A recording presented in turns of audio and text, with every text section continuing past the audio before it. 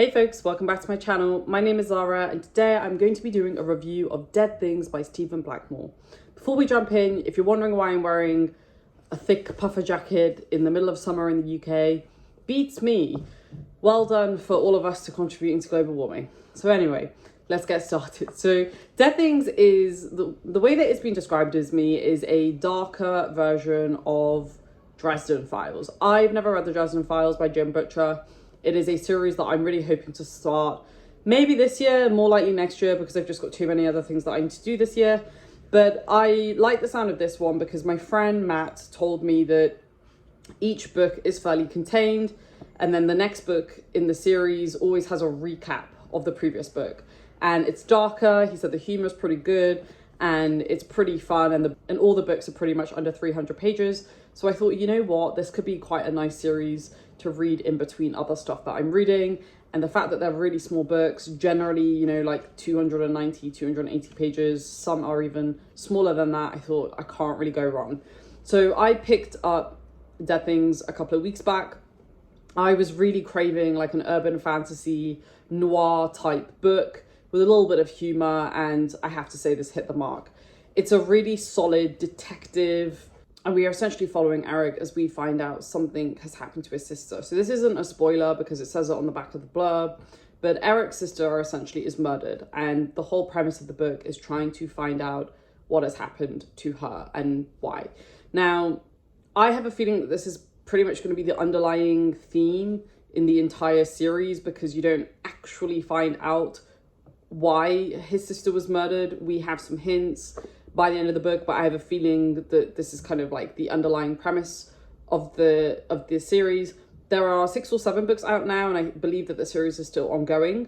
But without further ado, I'm just going to get into my review because I really enjoyed this book. It was exactly what I wanted. I wanted something set in the real world that didn't take itself too seriously, and that kind of just got to the point very quickly. So what I liked about it, first things first, I really like Carter. Carter is our main character. It is written in first-person narrative, and I really enjoyed being in his head. He's kind of like your typical down on his luck, hard done by, kind of, you know, slightly apathetic, morally grey character. But he has this great wit as well, and, you know, he kind of makes these inappropriate jokes, and it's kind of funny. And you kind of feel bad for him, and you totally want to go and get a drink with him and chat to him about his life. But, you know, he's kind of brought it all on himself as well. He's made some dumb mistakes in the past, and he's now kind of trying to make up for it in his own way. So Eric is very compelling as an individual. I have a feeling that right now we're really only scraping the surface of this character. I feel like there's a lot more that we're going to be seeing further down the line, and I can't wait to see the way that his character develops. I have a very strong feeling it's going to be very Dresden-esque, because I heard from a lot of people that as the series goes on with Dresden's character, the author really gets deep into his character and his personality. So I'm really hoping that we get that with Carter too, because I like what I'm seeing. Now we just need to kind of go a layer deeper and a layer deeper and a layer deeper. So I'm looking forward to that. The next thing that I really enjoyed was the fact that it's set in LA. I've been to LA a couple of times, so the city is really quite familiar to me. The fact that he describes it, the way that he describes it kind of enriches the experience, because, you know, I've obviously been there, and then he goes to a lot of the very kind of popular sites in LA. As an example, he goes to the Griffith Observatory. So that was fun. It kind of, you know, I was pattern matching what I'd seen when I went to the way that it's described in the book, and it felt very vivid. And I like the fact that it's just kind of familiar, and you can kind of recall your own experiences when you're in that place that, you know, Carter is in, or maybe some of the other characters are in. The next thing that I really liked was the different relationships and the way that the historical context is brought up, because there are events that have led up to this moment, and we are somewhat unaware of what those events are. We're given a very high level picture of what those events are, but really not that much detail.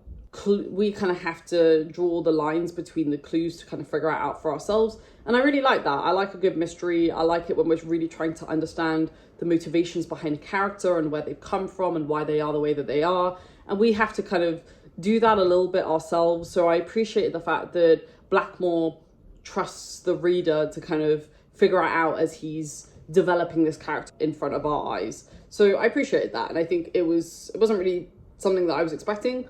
but I liked getting this little bit of extra context as well of events that have happened prior to book one. And I have a feeling that that's just going to keep developing more and more as the series goes on.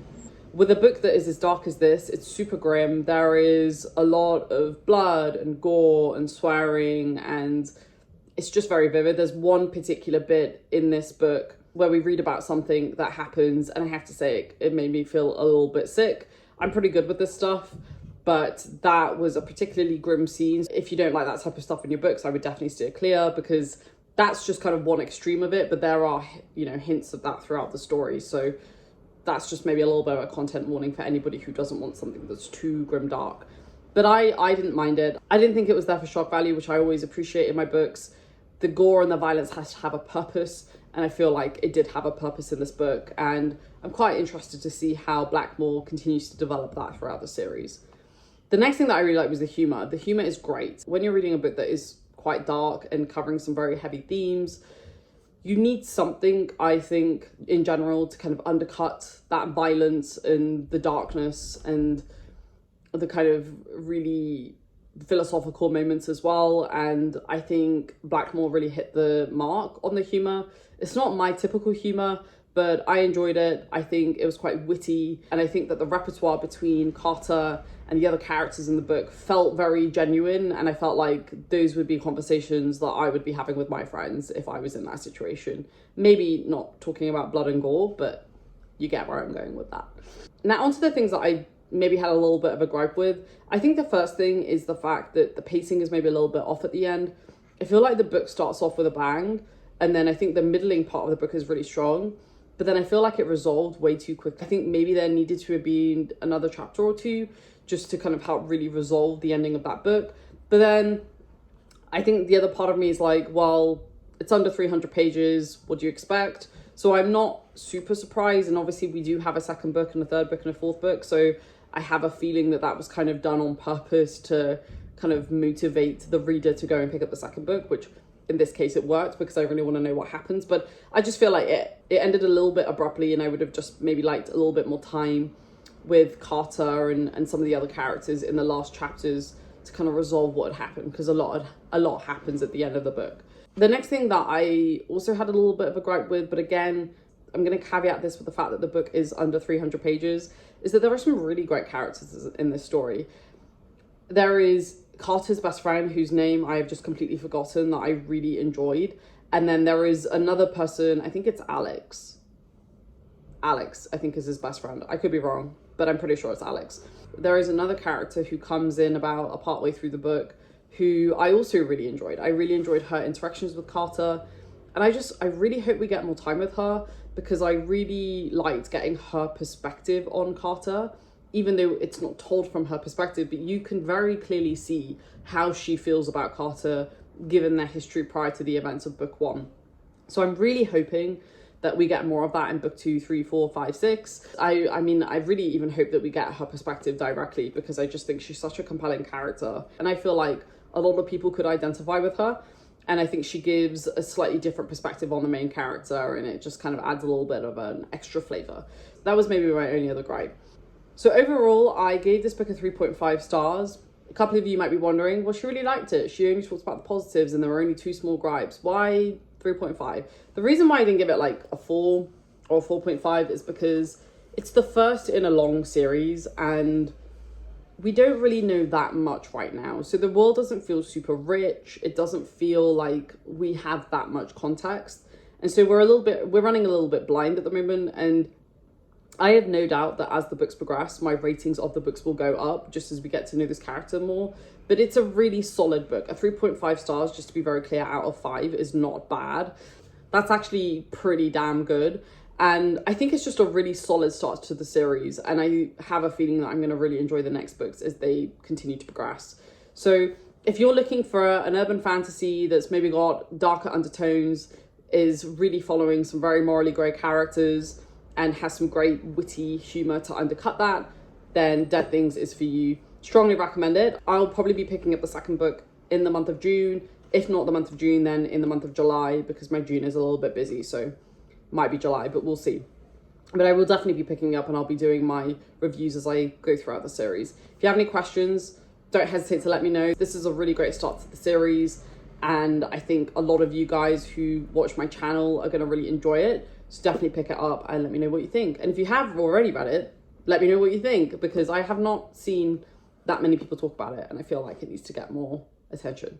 So anyway, I'll see you in the next video, folks. As always, stay safe, take care, and I will speak to you soon. Bye.